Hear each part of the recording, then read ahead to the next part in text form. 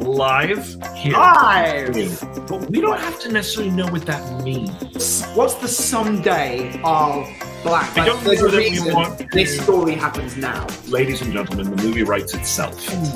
Ooh. Well, I'm still streaming. How do I stop streaming? No! no! Good afternoon, Mr. Lustig. Good afternoon, Mr. Thornton. How are you, sunshine? Very good, thank you. Welcome, everyone, to Tuesday, February 14th. Happy Valentine's Day. If you're a Valentine's Thank Day you. I'm wearing red. celebrator, you're wearing red. I'm going to relax during today's show. I'm just going to recline. I'm going to spend most of today's episode reclining. Yes. Thinking. I'm going to put my thinking face. I'm going to do this a lot. Your thinking cap on. Yeah.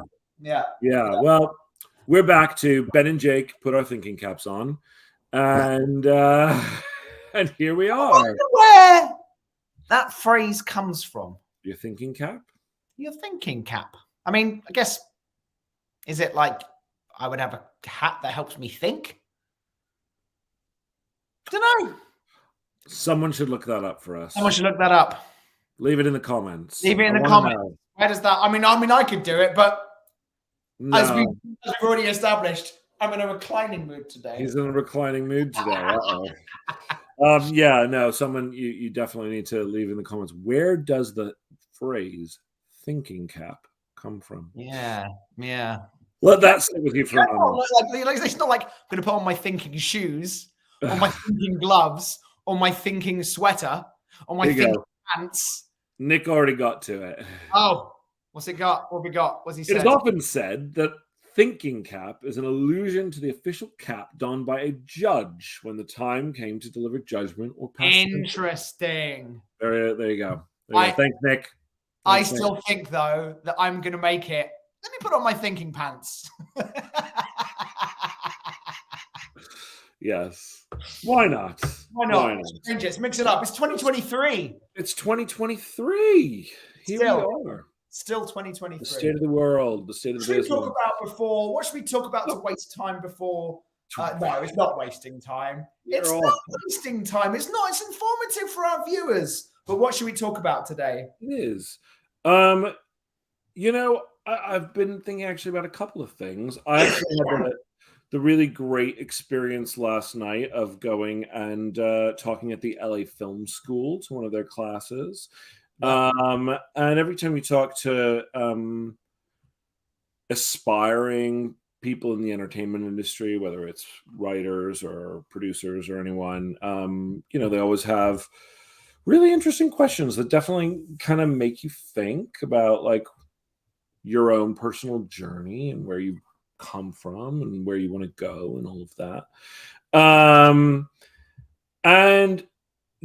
of the things that came up was, how do you as a writer deal with the constant knowledge that so much of what you do will never be read or seen by anyone?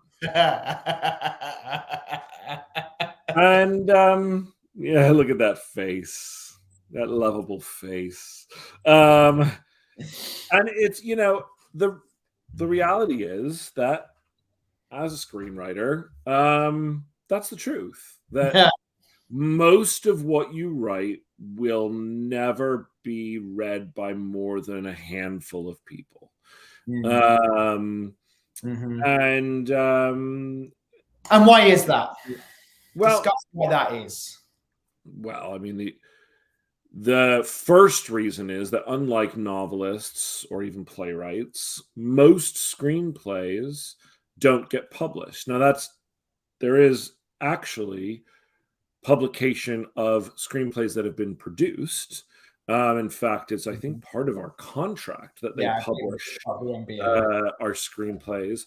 Although I couldn't tell you, I guess you could probably go on Amazon, and any movie that's been produced, there in theory should be a publication of it. Although they really only have to pay you the publication fee. I don't think it requires them to actually publish the material. Right, that's correct. So that's the first reason. Most screenplays just don't get published. The second reason is most screenplays don't get made. The vast majority of screenplays will never get made. The third reason is, from a slightly legal point of view, when you say pitch a screenplay before having written it, or you go on, or you do an open writing assignment, you're not really allowed to share that screenplay. No, because you don't own it. You don't even technically after you sell it, you're not supposed to continue to share it. Yeah, but the other reality, I think, is that most screenplays don't sell.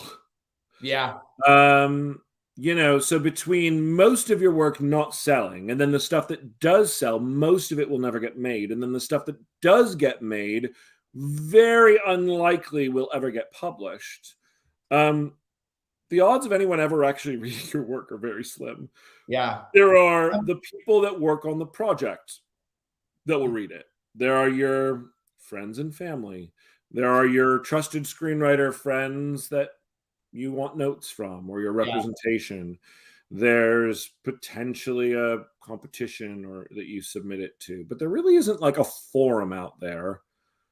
Yeah, even the scripts on the blacklist should not be shared. I know that Franklin Leonard, towards the in December when the blacklist comes out, was really upset because someone had tweeted a link to a Google Drive. Yes, where all of the blacklist scripts were.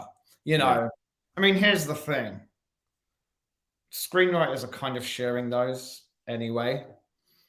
Because they just not high, said the fly. No, amongst screenwriters they do, but I think he was very upset because this was very publicly being shared on Twitter. 60-odd screenplays that were in development at major studios, and he was like, "This is a big no." But everyone knows you're sharing those. And of those 60-odd screenplays, not all of them are going to get made. No. Not even half of them will probably get made. No, if that. Yeah. Now there are websites out there.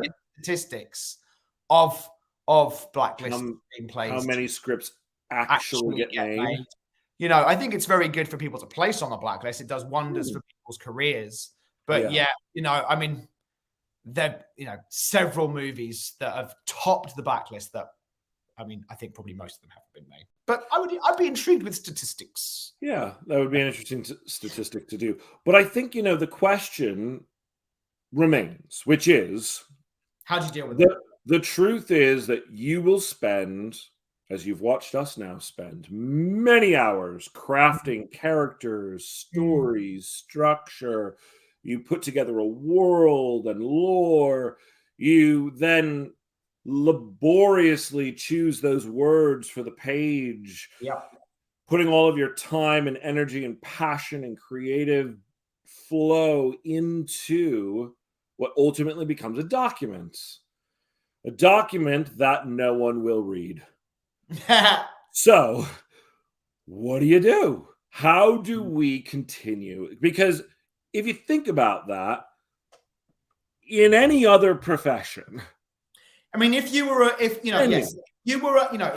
author and you had written a book that you weren't even going to self-publish, right? You'd be like, well, why the hell did I do that?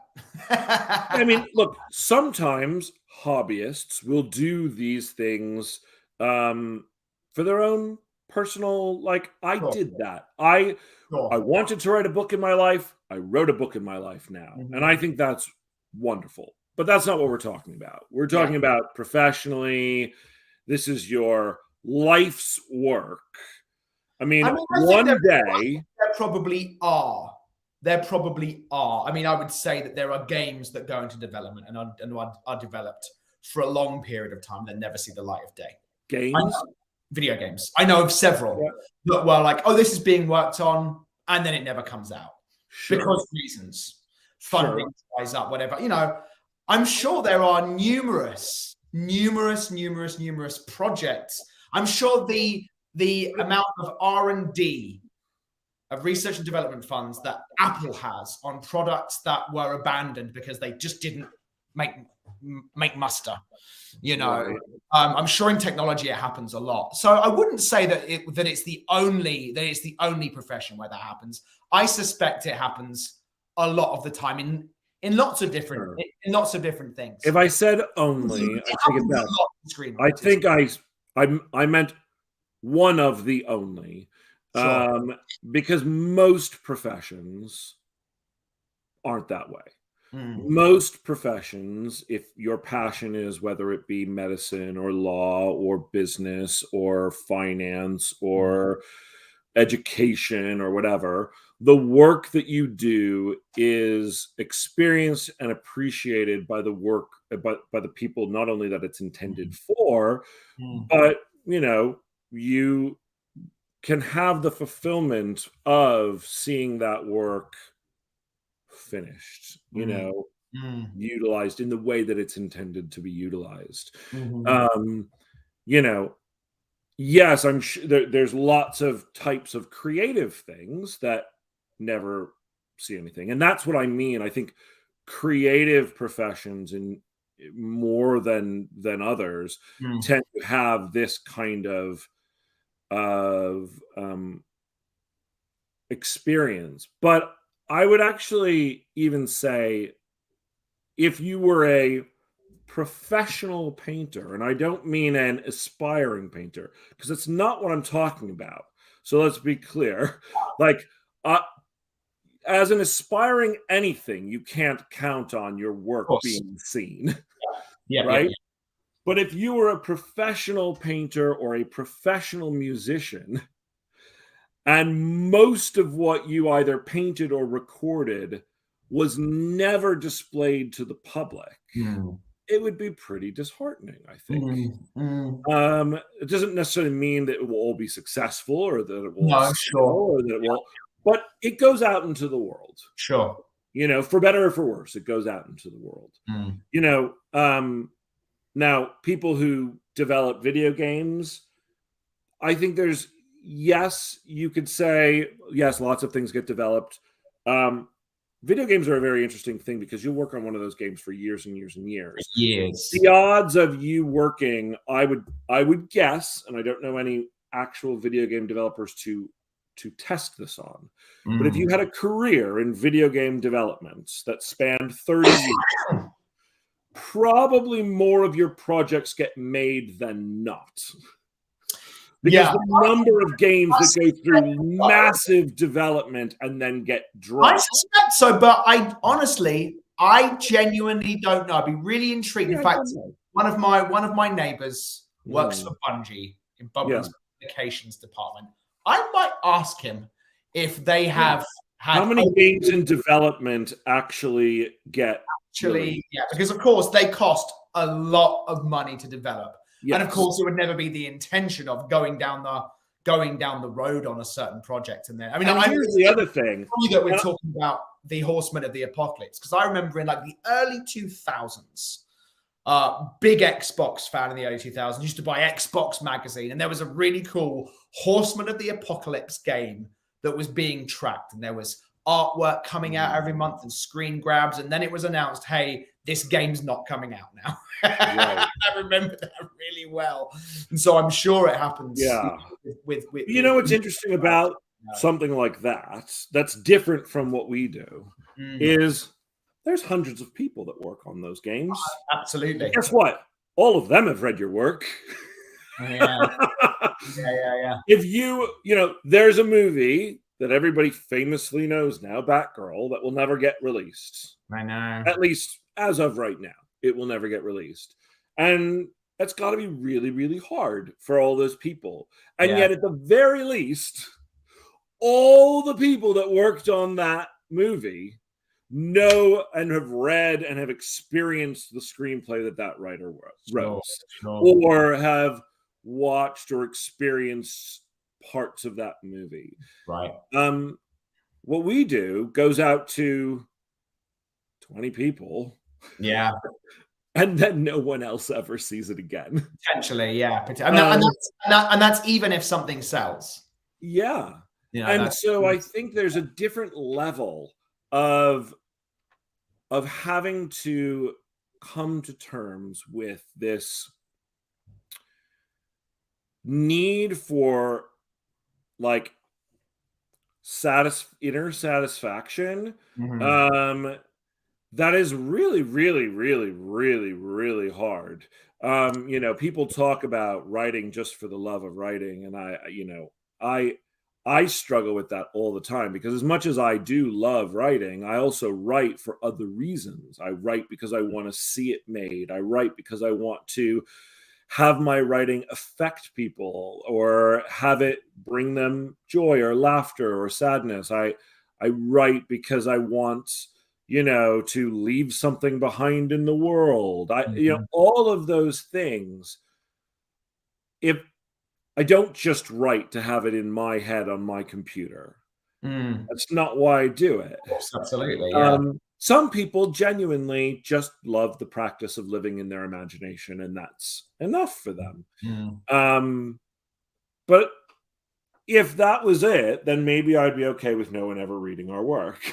But at a certain point, you do have to go, like, the question that as I was talking through this last night at the LA Film School, I said, we have sold in the last 9 years, it's been about 9 years, I think close to 20 projects. One has been made. Yeah. One. Yeah. Now, that's not to say that we've had a great career. We love what we do. We've worked with wonderful people.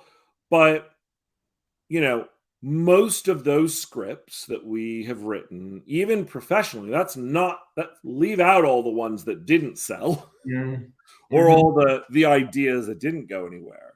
Yeah. But most of those scripts will never get read by anyone again. Yeah. And that's 9 years of work. Right. Of passion, of creative energy, of putting that out there, taking those risks emotionally and everything else. Yeah. And somehow we've managed to stay sane. But I think you have to release. Yeah, I mean, in answer to the question, I think you have to release you getting external validation from a large group of people as being part of your job satisfaction. I think you do have to find the excitement and the passion for the writing of it. But I think a lot of one's satisfaction in this job does come from that, as opposed, and also, I'll be honest, getting paid really nicely to do it.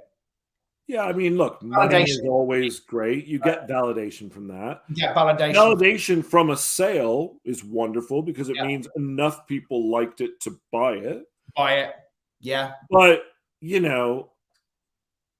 it's not like we could just go out as a musician and go play at a coffee shop and have a bunch of people smile and say how good it was. Totally. Or take an acting class and get some validation from friends. And here's the thing: the reason I segued away from being an actor was because I wasn't getting the ability I felt to be hugely creative on potentially a daily basis. And that is true. You have to be. I mean, it is kind of also one of the benefits of being a writer, right? Like no one can tell us that we can't do it. Yeah. I mean, that's one of the great freedoms of being a writer, is that we work for ourselves. We're entrepreneurs.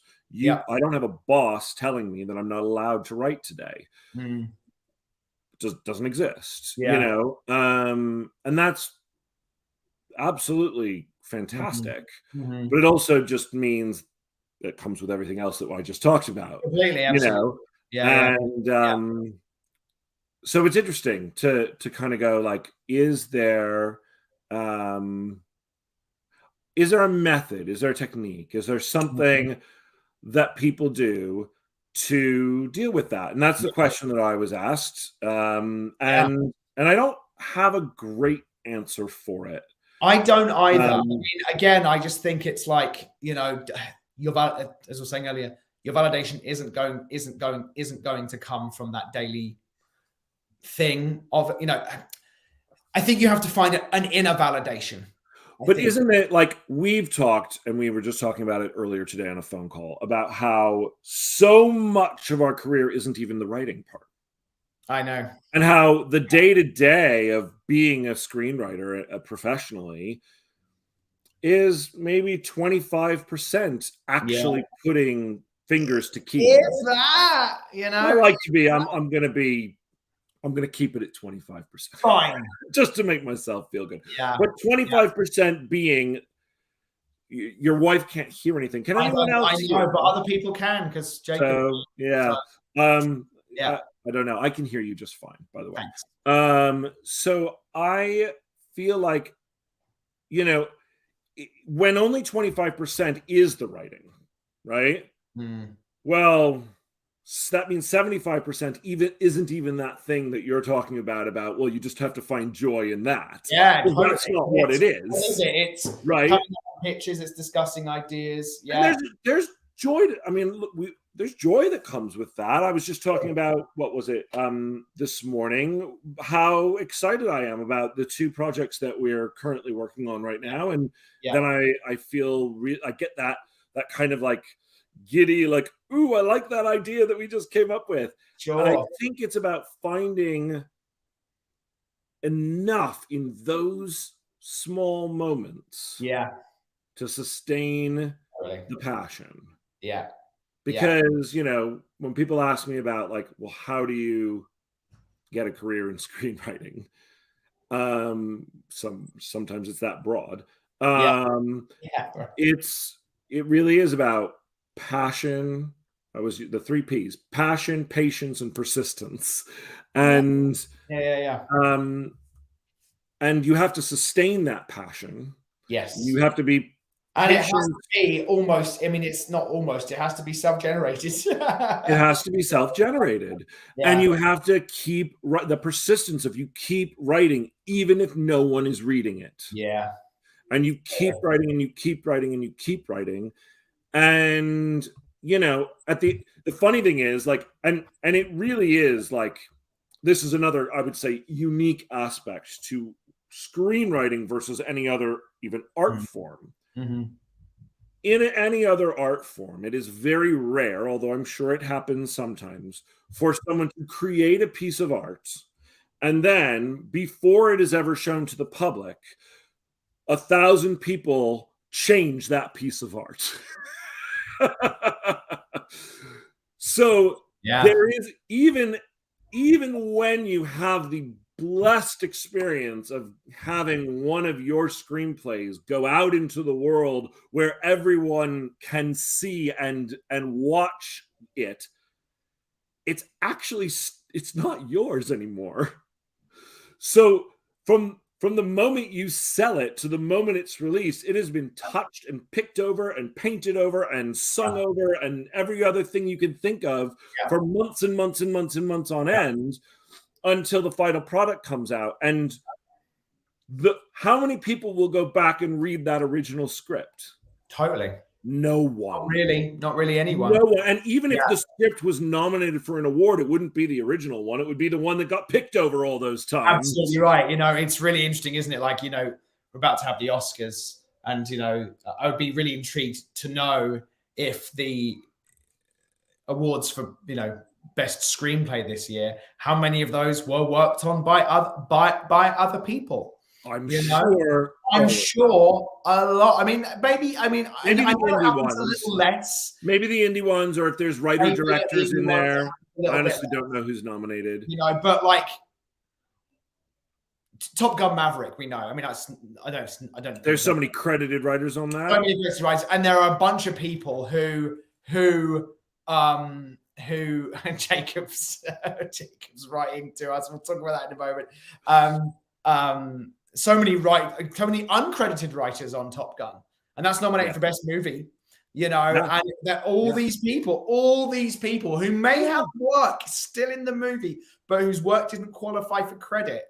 You know, It is I really do think it's a unique challenge that a screenwriter faces that I can't think of another creative or even regular profession whereby the work that you do involves as much commitment and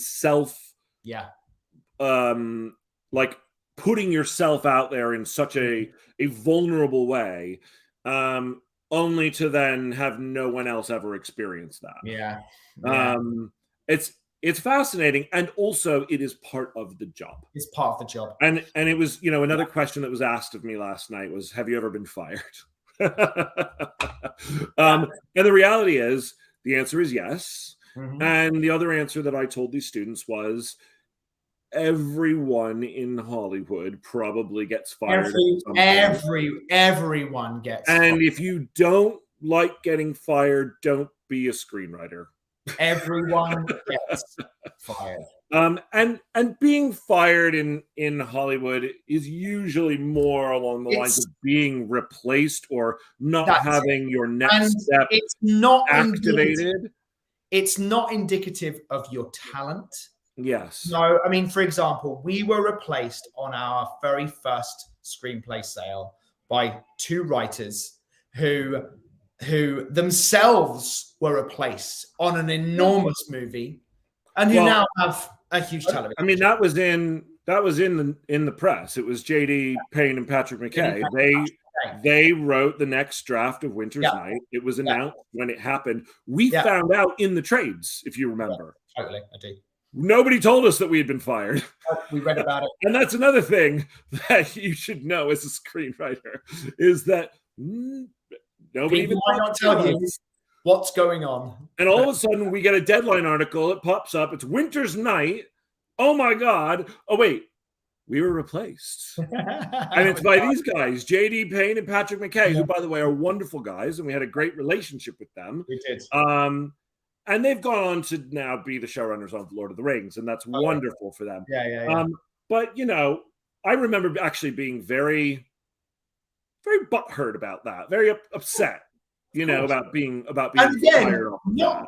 Not with them, but just with the circumstances, the way it happened. We had never been through it before. It was it was our first big sale, and it was our first time being let go of what was an original. I mean, we had that movie changed our lives. So to get let go from that was really hard. And then to know at that point that the script that we sold, that was everything that we put into it, would never be the thing that got translated to the screen. Yeah, absolutely right. And we knew, because we had heard multiple things about the notes and things that were changing, it was not going to be the same. It would have been, I'm sure, still similar. But the version of that movie that we had invested so much of our lives into and had sacrificed so much to get written, was, there were 30, 40 people that read it. Maybe. The people that it went out to around town, probably some other people since that are reps. People have read it since then.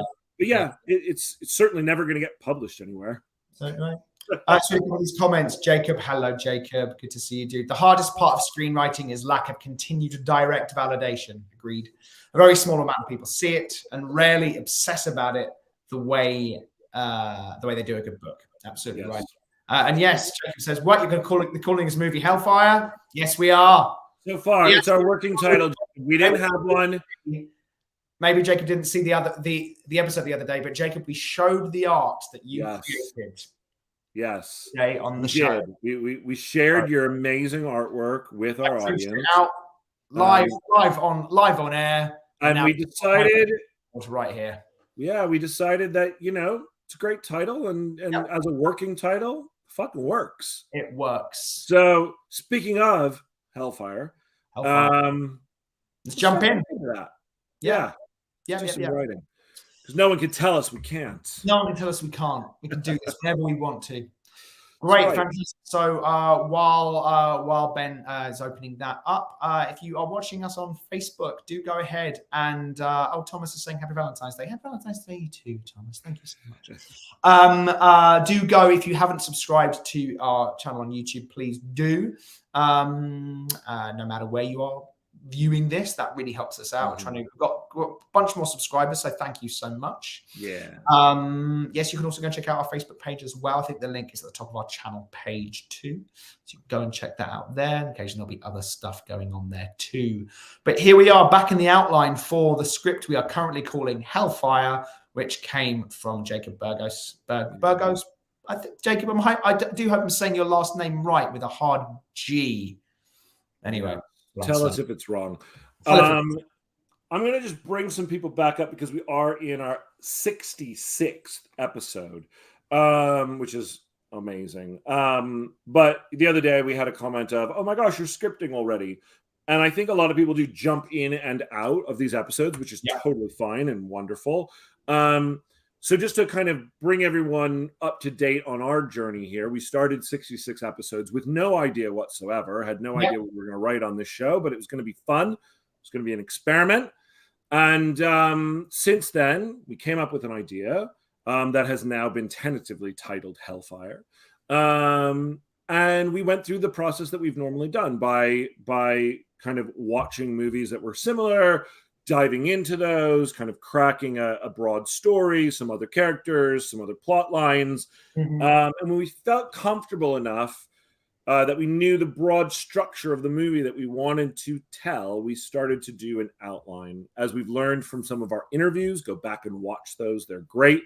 Not everyone outlines. Not everyone outlines, and that's great. There are times where I kind of go, maybe we shouldn't outline this one. I think for us, we've found now after 14 years that this is a good way for us to work. And if something works and it's not broken, don't try and fix it. Right. And again, I would say that even if you aren't outlining, you should know where you're going. You should know where you're going, even if it's just super broad beats. Especially if you're working with a partner. Especially if you're working with a partner. But for solo screenwriters, there's lots of people who say they just start with an idea and just see where it goes. That would be very difficult for me, but some people do. Some people write novels that way too, Indeed, absolutely right. It's interesting. I've been doing a lot of reading on novel writing. And a bunch. I mean, like Stephen King talks about that. He's just like, I just write. I have an idea. I have an initial idea. And I just kind of see where it takes me, and then in the edit, I kind of refine it a bit more. Right. Which I think is somewhat in. But again, some people do really believe about a screenplay. Some people would address this and go, get a vomit draft out, as people call it. Write a rough draft, even if it's horrible, because then you can go back and go, this doesn't work. This does work. This doesn't work. In a way, what we're doing here in an outline is almost like a vomit draft. What we do, what you're watching us do now, is go through scene by scene, figuring out all the various beats that are going to ultimately end up in our screenplay. And what's happened and why we're still where we are in this is that we got to a certain point and realized this isn't working. Something's not right about this. It's not clean enough. It's not doing exactly what we want. Doesn't feel fresh enough. I wouldn't have wanted to have done scene work and rewriting work already and then got to throw all that out. I mean, we have done that with aspects of screenplays in the past. Absolutely, thrown out entire screenplays because they haven't been working. I mean, we were working on one not that long ago where we got about 45 pages in and went, going to stop this because it's not working. Just not working. And we'd outlined that. Yeah, probably not thought through as much as we could. So we try now to for our vomit draft, really think through these outlines, and it takes a little while. Usually it takes us about 2 full weeks of work, which would be about 80 hours. We do work 40-hour work weeks. And so hopefully it won't take us 80 hours to get through this for you guys, because we'll be on episode 100 then by the time we're actually done outlining. Right. But we're not going to rush it either, because this is the process. Yeah. This is the reality of what it takes. Yeah. So here we are. We're not scripting yet. And that was the point of walking us through all of this. We're not scripting yet. We are still in the outline phase. And for us, that is a detailed phase. So we left off going, we're in the bookstore with Lilith, right? And she's at the front. She's having a conversation with her cashier. That's going to be a fun little part. We'll figure out who she is in a little bit. Yeah, sure. All of a sudden she stops. Fuck. She runs back to the room, grabs a book along the way, grabs a pencil and starts sketching furiously. And what we realize is that it's actually the view from Sam's office. That she is connected somehow psychically to Sam. Correct. Now, yes. We wrote, this was just for our notes, and I'll delete it in a second, but it was Zod and the other horsemen are having similar visions, which is probably happening. We won't cut to that, nor will we probably even address it.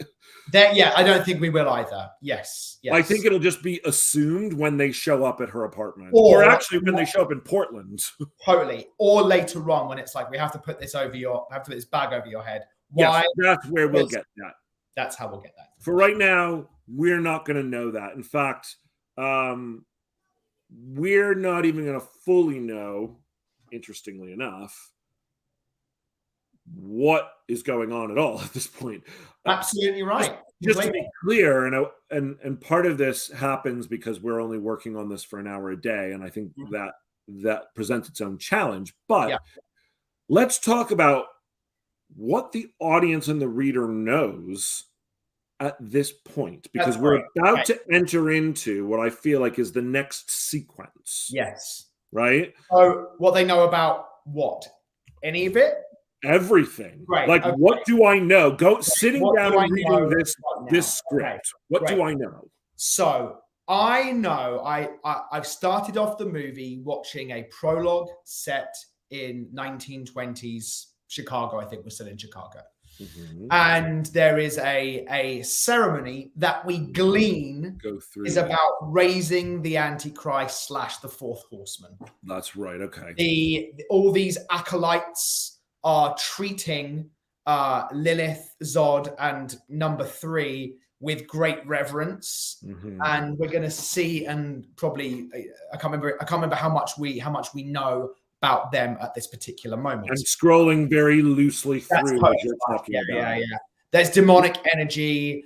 We will have seen the tattoo, which, interestingly enough, we will then recognize. Good point. When we see it on the back of her neck. Yes. Absolutely. See, right. This is the thing, is I didn't even remember that's there. I forgot that. Absolutely right. Yes. Okay. So then Lilith stops this ceremony from happening. Right. A brief conflict with Zod and escapes. So we know they were up to bad stuff. Lilith was on the side of said bad stuff and rebels. And leaves them and stops the bad thing from happening. Right. Then cut to 100 years later. We're going to know that Lilith is, for all intents and purposes, functionally immortal. We might assume that. Right. She hasn't aged a day. We don't just assume she has a good skincare regime. Yes, no, we've done a few for 100 years later. We know clearly she's not. Yeah, we know that right now she lives in a small town. She's no longer with the people who she was with in the opening, because of course she left them there, and that she lives a kind of solitary life. Isn't interested in fully dating yet, but someone's been asking her out, but she's said maybe, don't know. But we're going to see through certain moments that she perhaps wants more. Right. We then leave her and we go to a character we haven't met yet before. We go to Sam after this playground moment, and just kind of seeing her life. Yeah. We then go to Portland. We then see a character called Sam.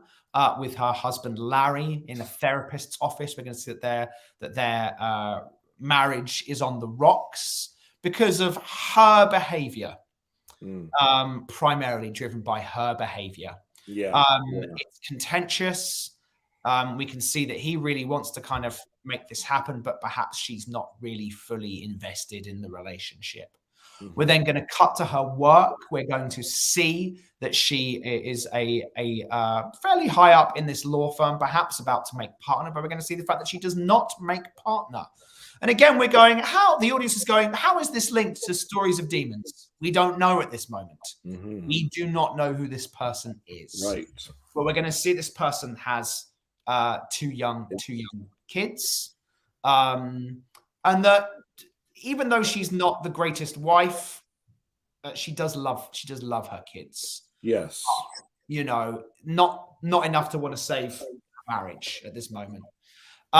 She goes out that night and is on a date with someone who is not her husband, who is trying his best to be a good guy, but she's getting drunk because she's just been passed over for this promotion. She tries to get hot and heavy with him a little bit, and he says, no, I'm going to drive you home. She goes, fuck you, goes to a dive bar and has sex on toilet stool with some stranger.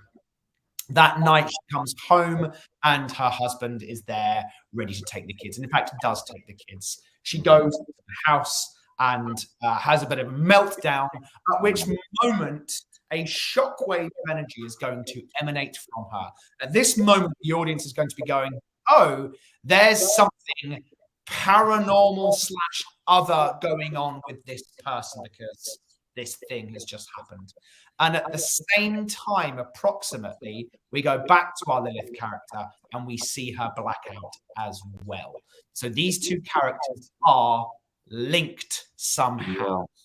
We wake up with Sam the next morning, and as we've just discovered, we start to see the same mark we saw on the guy in the opening who was becoming the Antichrist start to form on the back of Sam's neck. So the intelligent audience member among us is going to go, Sam is the new Antichrist. Lilith begins to have visions that begin to link her mind to Sam's. Yep, you good? Oh yeah, no, I'm having a thought, but I'm following you to see if the thought actually. And starts to scribble down these visions, and that's what the audience knows right now, about 10 minutes, 12 minutes into the movie. Yeah. So as we were walking through that, there was something that kind of popped out to me, and it was this idea of this cult that existed 100 years ago that clearly was important to the raising of the fourth horseman. Does not feel from that early part of the movie that without the cult it would have happened. Yes. And here we are now 100 years later, it's happening and yet no cult. And so two things popped into my head as you were talking about it. One is, why no cult? But if yes, cult, because it feels like it actually probably should be, then should we imply, because it's always been somewhat of an issue for me as to just the why Sam of it all. Like, is it as specific as they picked her for the reasons that we're establishing clearly, but that somehow this isn't just totally random, but that the cult is somehow involved? That's one. That's just something that I've been thinking of. First thing, so it's funny you suggest the cult, because as we were talking through it again, I was thinking, should the cult somehow be involved? I was going to say, should the cult somehow be involved? The modern day version of the cult somehow be involved in the bringing of the demons to the earth plane once more? rather than them just arriving because they arrive, can it be we need to do some kind of ceremony to allow you access to the mortal plane, a sacrifice or something, so that you can arrive here? Has that always been the way then? So has there not been any demons around unless the cult opens this doorway? Maybe it gives us problems for later on, but I mean, because we know we want to have this demon that we want them traveling kind of back and forth through mirrors and things like that. Yeah. Has and also this character that Lilith. But if the cult is like the cult of the Four Horsemen, then I would believe that whatever they're doing, their goal is to bring forth the White Horsemen, and that 100 years ago they succeeded in finding the right type of a specimen in order to do this too, and when they did, clearly the other horsemen came to perform the ceremony to raise their Dark Lord, the Antichrist. Now seems to be the second coming of this. The second coming of totally. I don't know that I love the idea that they've been involved in selecting her, or what that would have meant and looked like. Okay. Because then, if that is the case, why do the demons not know exactly where she is, and why do they not get there first if they already know who it is? Well, the cult aren't the demons. Like, let's be clear. Right? But presumably, though, if I was a demon and I have a cult associated with basically me and my desires, I'm going to be in communication with them. You know, it's not going to be separate from, it's going to be intrinsically linked in the same way as it's intrinsically linked in the opening. You know, that's the feeling that you get, that these two groups are intrinsically linked, that demons have whispered promises of power into the ears of the cultists, and they've gone, yep, sounds good, let's be a cultist. You know, it makes me ask a question I don't need to ask. If I'm going, they've selected. I guess the question, though, that I'm asking, which I think I would ask if I was watching this movie as well, is based on everything that you just said, what have the demons then been? Has Zod and the other horsemen been whispering into the descendants of these occultists for the last 100 years? To do what? Yeah. To do what? Yeah, like, sure. What have they been doing for the last 100 years? Why now? When all the signs get met, and when the Antichrist, when the fourth horseman chooses an earthly vessel, we're going to need allies and people on Earth to help us for when we need to do what? I mean, presumably, this final sacrifice, this final ceremony. Zod can't just go and kill a whole bunch of people and draw a pentagram on the grounds. I mean, maybe he can. I feel like also it brings me back to just something that we had talked about in various forms, and I still feel like it's just not fully formed, which is the why now of it all. And while I like this Seven Deadly Sins angle and the Horseman angle and all of these things that we were working into, I think they all work. It doesn't 100% satisfy that question of why Sam, why now? Is she the person that is just gotten the mark of Cain? We are establishing at the beginning a human faction that is involved with the attempt of raising the White Horseman. Now, how much communication they have with them, we don't establish. No, we just show them showing up. Yeah. But what we do say is humans are involved here. They're not all demons at this ceremony, right? No. Yeah. So when shit goes down, not all of them are killed. It's not like every person in that cult dies. No. They've seen that there's truth behind their mission. Yeah, absolutely. Certainly, they would continue to try and do the very same thing they did. Yeah. But obviously, what we're saying is that you can't just go choose a random sacrifice. They have to be marked with the mark of Cain in order for this to work. Yeah. But at the moment, there's no rules to that. And so it feels amorphous as to why Sam and why today.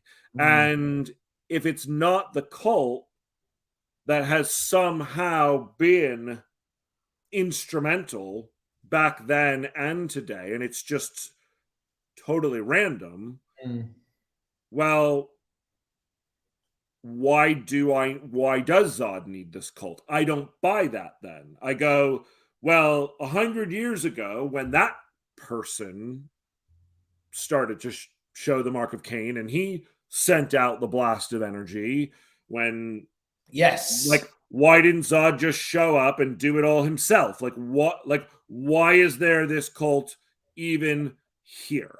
Unless they were the ones who made all of the preparations, who found the specimen, who did the spell that brought the mark of Cain onto their body, and who set the stage for the other horsemen to arrive and thus bring forth the white horsemen. It feels like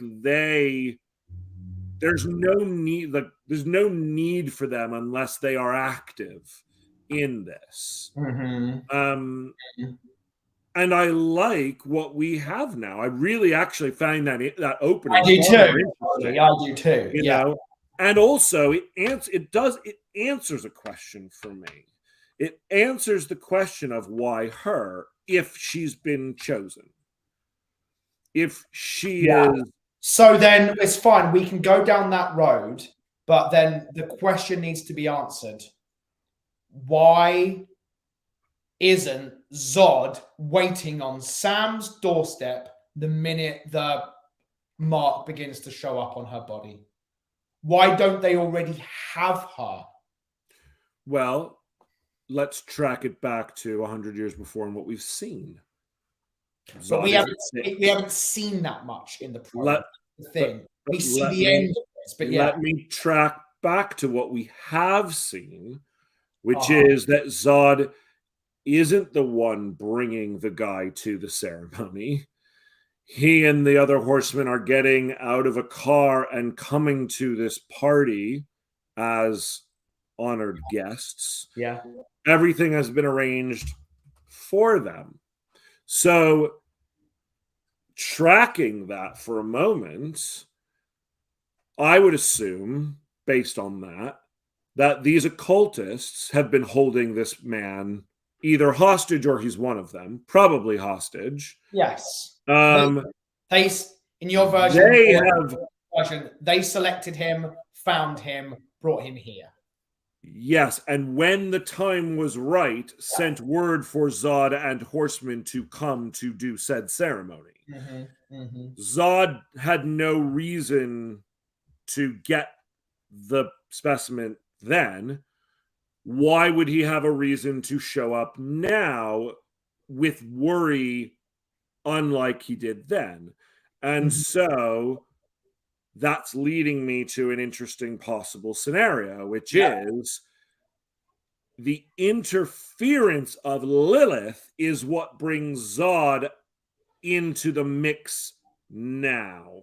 So are you going with this that perhaps the first set piece isn't Lilith versus Zod, but it's Lilith versus cultists? Yes. That works.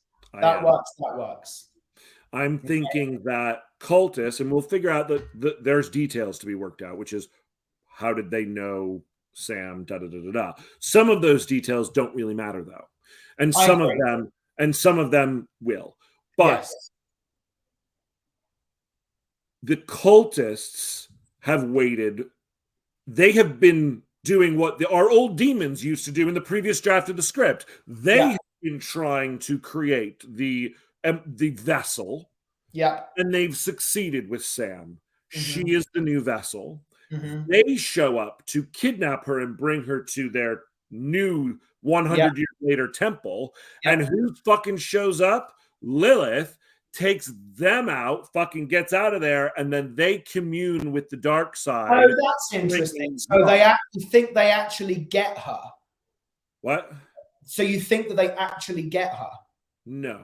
I mean, I think that they are, a la the current script, showing up at the same time. Got it. Yes, okay. Lilith makes it just before the kidnapping, because what does Lilith know? Lilith knows how this works. Lilith knows. Well, do you do something fun whereby one of the cultists is someone that she knows? Is it the therapist? Is it the guy she goes on a date with? Yeah. It's her secretary. Or like the partner at the law firm. Yeah, someone like they've had their eye on her for some time. Yes, and that's why she was chosen. They go, here's the perfect, she has all the 7 deadly sins. She's the one. Now, I love it. Love. What is that? What is the thing that they did? What is the thing that the cult would do that's specific that would allow us to know, as the reader and the audience, that they were involved, and also that they would have to do in order to start the process? Yes. For example, and again, like what I want to be aware of too is she was the perfect person to become this horseman. Yes. Because she was already not a great person. There is some responsibility here. Yes. No, 100%. She's not an innocent who's just been chosen out of for no reason. Right. She is actively committing the 7 deadly sins, basically. Yeah. She is the perfect specimen. They, for whatever reason, are ready. They've decided today is the day to mark her, for example. Yes. Is it like, I don't want it to be like, I don't like spellcraft, even though I know we kind of have a spell earlier in the movie, but I don't love that. It doesn't feel necessarily like a spell per se, but there's more like a ceremony. But yes. I hear you. Yeah. But I don't think this would be a ceremony. I'm wondering if there's something, for example, that I think too, like that could be the catalyst for this change. Like, okay, here's just, I don't know if this works, but I'm just going to pitch the bad version of this. What if somehow one of these cultists, probably the one that she knows, the one that's closest to her, what if they mark her with like lamb's blood? Yeah, ram. I was going to say ram's blood. Exactly the same. Yes. You say ram, I say lamb. I don't think I'll continue, Ben. And is there a way to do it whereby it is like the mark of Cain? Like, is there something about like, so that I know that there's got to be like a specificity to what I'm doing to you today. I know that tonight, with everything that's going down in your life and the energy that's come out, somehow I know that that mark is going to go, and you're going to start your transformation. And then we are going to swoop in and we're going to take over. Totally. But there's a couple of problems. Yeah. Couple of the problems is, first, if I'm actively marking her and I know that it's happening tonight, why don't I just take her tonight? Right? That's the first thing. Yeah. And then the second thing is, how would I and how could we establish that somehow whatever it is that the occultist is doing that is active, that it's a combination of both their action and Sam's behavior, Sam's growth into it, that culminates in this moment. Yeah. So one of the things I'm thinking of is, you know, is there a way for us to be watching her without being ready to kidnap her? Or is there a way, for example, for us to, in movie fashion, be just lucky enough that there hasn't been an opportunity to kidnap her yet? Right. That's one thing. You know, do the cops show up because people call, you know, because of her breaking shit in the house? Or is she brought to the hospital because someone finds her passed out? Right. And they can't, and we see a guy in a fucking hood that's watching and they can't go and take her. Right. You know? Is there something that happens that gives Lilith the time she needs and they're waiting to act? That's one. Yes, that's one option. Yeah. Or if it's not that, what is going to alert them to the time of it all? Now we're going to establish, interestingly, that Hank, if we're going to keep this, that Hank has a demon energy monitoring system. Totally, absolutely right. So in theory, the occultists could have the same thing. They could also sense the this release of energy. Yeah.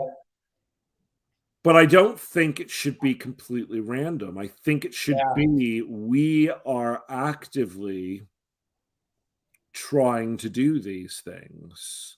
I'm down. I think we're going to have to find, as you were suggesting a moment ago, ways of it not being they can't take her instantly because of whatever reason. Finding something. Yep. I have an idea. Oh, what is it? Maybe. Yep. So what if it's the kind of thing whereby, and I'm totally taking this from Three Identical Strangers, but what if it's the kind of thing whereby certain children, when they're born, are marked with what looks like a birthmark, and then those children are watched by the cults their whole lives, waiting to see which one, if any of them, ultimately become the person, and that the marking that they put on them as babies, like if she were like, I don't know if I'll ever see this, but I'm just liking the imagery. If she was an infant and someone came into like the little nursery and with some ram's blood painted a little thing and somehow it's stained their skin, like so that there was like a birthmark on them. And then if there was a that all the stuff we see off screen, but maybe there's a flashback to that when we learn why me. Oh, it's the birthmark I've had since birth. Yeah, that now is starting to change. That the birthmark actually, like, we can find another way for it to what it looks like when it's in full fruition. But then the guy that's been watching her, we would know that he's been there watching her, but he wouldn't know the moment it happens. Yeah, totally. So I know. Yeah. Let's write some of this stuff just down, just as potential stuff, because we are running an hour right now. Okay. Michael just texts us a long question. I think we should answer this tomorrow because it's a question. But I think it will be an interesting question for us to look at as well, given what we're looking at. So, Michael, thanks for your question. We will answer this on tomorrow's show. We'll be going live, I think, probably at 2 p.m. tomorrow. So if you can join us then, great. If you can't, that's okay too. But we will. Thanks, potting sheds do matter. Yeah. Okay, so we are writing, if you're listening on audio right now, why Sam? Why is Sam the one why is Sam the chosen one? The cult is still around. They've been marking babies for the last 100 years, watching them, seeing if they're going to become the one, waiting for one to manifest into the one. So one of the people who's watching Sam is going to be someone in her life. We can decide who that is. Whether it's someone at the firm or the therapist. Oh, it's her husband. No, I don't think it should be her husband. Why not? Let's discuss tomorrow. It's too All right. What a twist when her husband shows back up in the fucking goal. I mean, if you ever said him taking the kids was all part of it. That's really interesting. I've actually been pushed her over the edge. Maybe.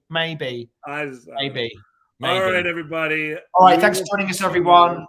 We'll be back 2 p.m. tomorrow if you want to watch us live. And if you're not watching us live and you're watching us in the future, you can go to the next episode right now. I hope it's a good one. Yes, in the future. I hope it's a good one too. All right, everybody. Thanks for watching Ben and Jake Write a Movie. Thank you. We'll be back tomorrow to